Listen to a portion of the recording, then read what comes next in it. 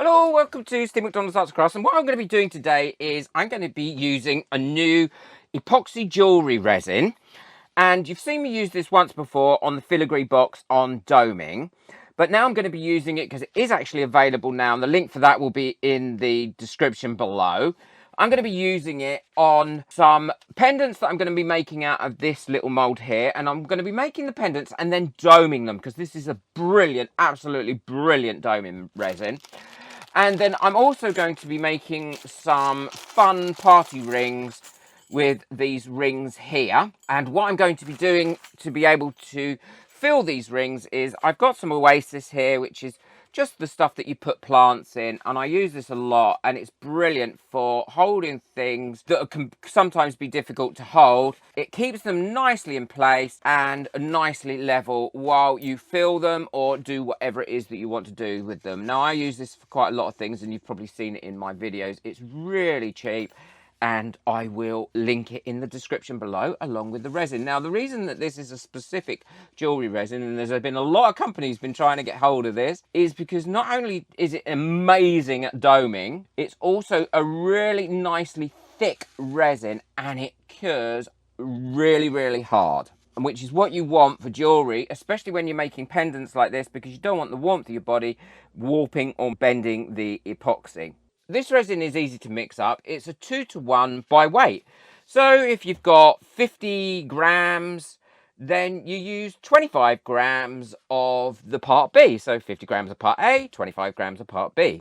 Really simple to do, which makes life so much easier for me. It is quite a thick resin, and it needs to be, because obviously we're going to be using it as a doming resin as well, and it needs to dry hard. And that's the really important thing. It's using the right resin for the right job. You know, I hear a lot of people say, oh, my bubble, I've got so many bubbles in my resin when I'm casting. Well, if you're not using a proper casting resin and you're trying to use a craft resin or an art resin, which is a really thick resin, you're going to get bubbles in it. It's making sure you use the right resin for the right thing. So this is definitely, I've used it once before. I loved it. So this is definitely going to be a really useful resin for people that make a lot of jewellery and like to dome, or make sure that their jewellery pieces are really nice and hard. I've mixed my mica powders up in my resin, and what I'm going to do is I'm going to do a kind of graded piece of jewellery here, because I think I really like it, and it will show up the dome really well. And as you can see, this jewellery resin isn't moving around too much in the pot. I'd just like to say a quick thank you to all my members whose names are coming up now. Thank you very much indeed. And if you'd like to become a member, then the link for that is in the description below, as well as all the different perks. And as you can see, these mica powders are absolutely beautiful, and these are going to be part of my very reasonably priced mica powder kit. And you'll be able to order that from the link below as soon as it's available. Now, I'm tipping this up because that helps you to prevent having such a solid line between the two colours when it's cured. And as you can see, this is a really nice viscous jewellery resin, and it's absolutely taking this colour beautifully, but it is still staying where you want it, and you will not believe how well this domes, and it cures so hard as well. So these ones, I'm just running my stick through here to allow that to blend in a little bit with the others. So I've got two that I've kind of tilted and two that I've run the stick through. I'm just going over them with the lighter. Now with the rings, I'm just literally using that resin and just dabbing in bits of resin in and around it and letting it really do its own thing. And these come out absolutely spectacular. I adore them, and I think they would sell so easily and really quickly, and they cost nothing to make. And again, just going over those with my lighter and letting them cure up. So these have all cured up now. I'm loving how these rings have come out. It's such a simple technique as well, and they've all come out really pretty, as you can see on here. Let's have a look at these little ones that I'm going to turn into pendants.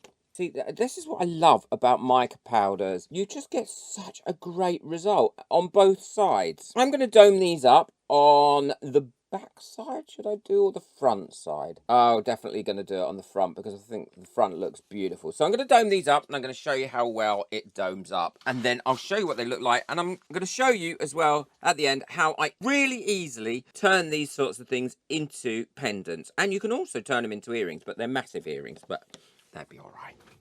Now these have all cured and they're ready to dome, what I'm doing is I'm just popping a little bit on them using a stick.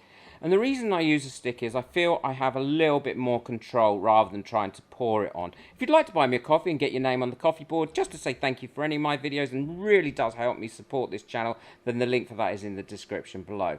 And what I do with a stick is I use that stick to push the resin. I don't put too much on to start with, push the resin to the edges. You'll see it more in this particular example. So there you go, I'm pushing it to the edges, and once it gets to the edges, because this is such a lovely viscous resin, the surface tension of this resin prevents it flowing over the edge, and it just domes up lovely. So once I've got it all to the edges, I then go in and push it to the max really to top it up to see how much resin I can get on there. And it is kind of judging. You don't want to fully overload it, because then as soon as you get a little bit that streams off, it'll all try and run off that bit because the surface tension has been broken.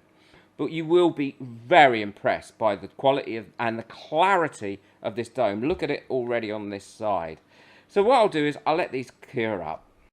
These are all cured up now, and I couldn't be happier with the quality and the depth of the doming. Now, the only problem is, I don't know if you can see, I let a hair get in that one, and I hadn't noticed, and there's a hair right in the middle of it. But never mind.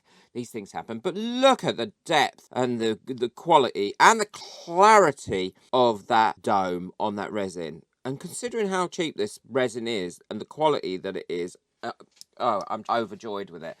And the same for the rings. I mean, you know, look how good of dome you've got on those rings. And I love how these rings have come out. And the good thing about these is they do open up, so they are kind of sized for anybody. I think they're cute. I like the way that the pattern's coming out of these as well, and the shine that you get on them, and how easy they are to make. So, and the colours I think in them are beautiful. I really, really do. And I'm going to just quickly show you how I turn these into pendants. Now, you could dome both sides, that's not a problem. But look again at the depth of the dome on that and the quality of the dome on that. All you need to do is make a decision on which way up you want it. Now, I think it would be better to have the thinner end of this where you've got your hanging bit, and I kind of measure roughly where I'm going to put the hole. I know you should measure this in more detail, and I either use this pin tool to mark it like that, there's a little mark there, or I use my pen or whatever I've got. And on this one I'm going to put the hole there. Again, I can see that. Now, you can drill these through with one of those little hand drills, or you can use a Dremel. Now, I use my Dremel a lot for lots of different things, and it drills through really, really easily. Make sure you wear a mask while you're drilling.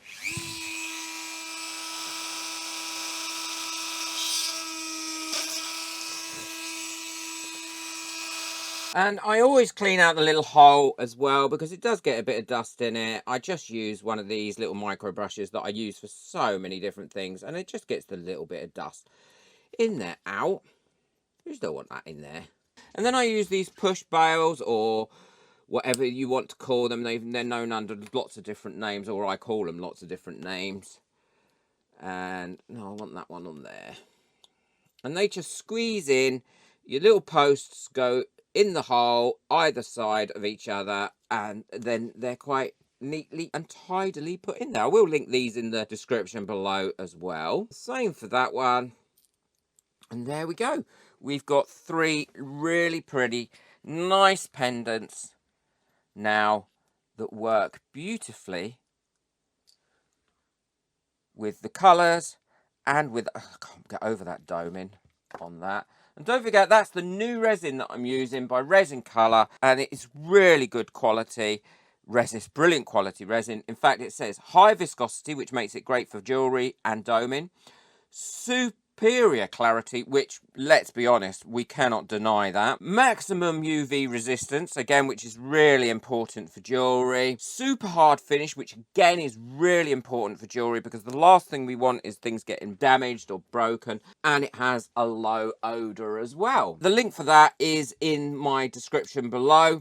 And again, it is one of the best prices on the market, certainly. I think this is going to sell out, and a lot of companies have been trying to get hold of this resin, and we've been fortunate enough to be the ones to get it. So there we go, that's them all nicely finished now, and I think they've come out absolutely beautiful. I think they'll make really great gifts, or I think they sell well at craft fairs as well, and they're very easy to make and really don't cost much to make at all. Don't forget to hit that subscribe button so you don't miss out on any of my future videos, and ring that notification bell. And also the thumbs up button, the like button, really does help my videos to get out there. If you'd like to become a member of my channel or buy me a coffee just to say thank you and support this channel, really appreciate it. And the links for everything, including the links for everything that I've used today, are in the description below. Take care, enjoy your resin. Bye.